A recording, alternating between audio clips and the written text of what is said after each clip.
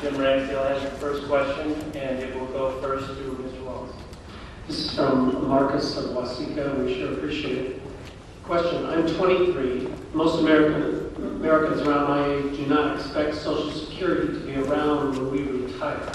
What will you do to ensure that this doesn't happen? Well, first of all, Social Security has been our most important and most successful anti-poverty program in this country. A majority of our seniors depend on it for the bulk of their retirement, as well as those that for disability or survivor benefits. Social Security now, as it stands, is solvent until about 2041 with full benefits. From that time, it will start to decrease off from the trust fund for about the next 75 years.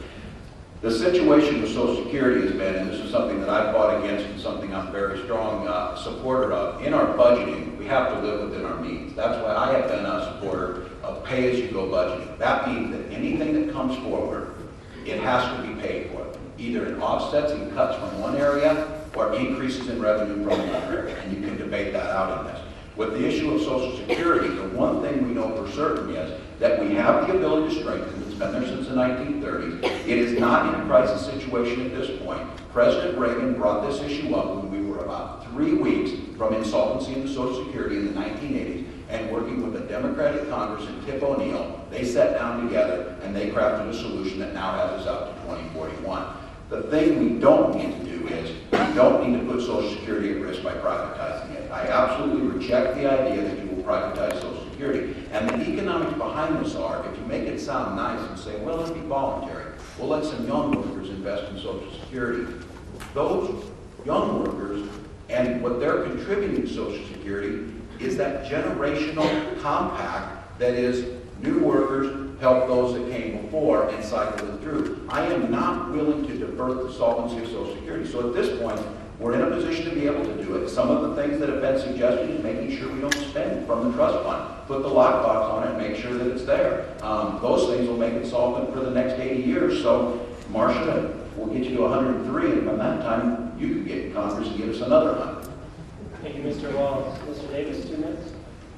I know that there are other studies out there that don't paint as rosy a picture, and I hope it's absolutely correct what Congressman Walz says about the solvency of Social Security. There are other studies that show that we're going to be going into negative payments really within the next several years. One solution that has been put forward that I think is worth investigating, one option. A lot of people are used to working with 403Bs and 401Ks. They go up when the stock market gets inflated, they go down, but they're tied to the economy. And if you go back to the Depression, there's fewer investments other than the stock market, secure investments in the stock market, or even bonds that accrue interest better than, say, a savings account. So one solution that I'm in favor of, as well as the Republican Party in the state of Minnesota, is to consider a partial privatization. Yes, a partial privatization, optional for younger workers, that would not threaten the solvency of it. But what I would like to hear, sounds like your solution is that we don't need a solution for it right now.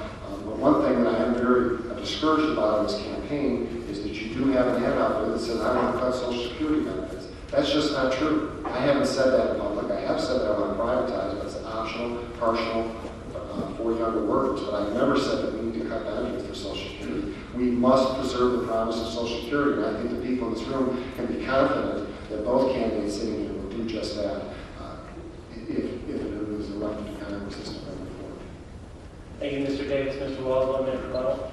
I would say I'm not sure they can be, because the ad is very clear. It states that you want to privatize Social Security. That's not disputable because you just confirmed that. The issue here is the economics. It's somehow trying to say if the stock market, when it went down 2,400 points last week, if there was a significant amount diverted into the private sector, that would not draw down on the trust fund that was being used to pay out to current workers. That's basic economics, and that's exactly what would happen. If the situation of Social Security ever reaching insolvency, when we just stated, and we know that it's a fact, and I'm going to use the studies that are pretty mainstream on this, from the Government Accounting Office, the Nonprofit Government Accounting Office in the states, over half of our seniors are depending on the bulk of their income for this. That's too risky. It should be done. We should make sure that it's guaranteed. We have the ability to do this. We can work together as President Reagan did with his Democratic colleagues, but this is too risky. Thank you, Mr. Walz. Mr. Davis, 1 minute rebuttal. I believe that's a great idea, that we have to work together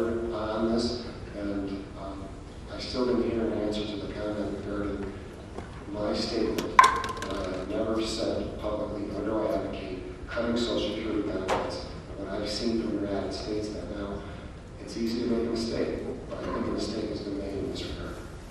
Thank you, Mr. Davis. We go on to another question from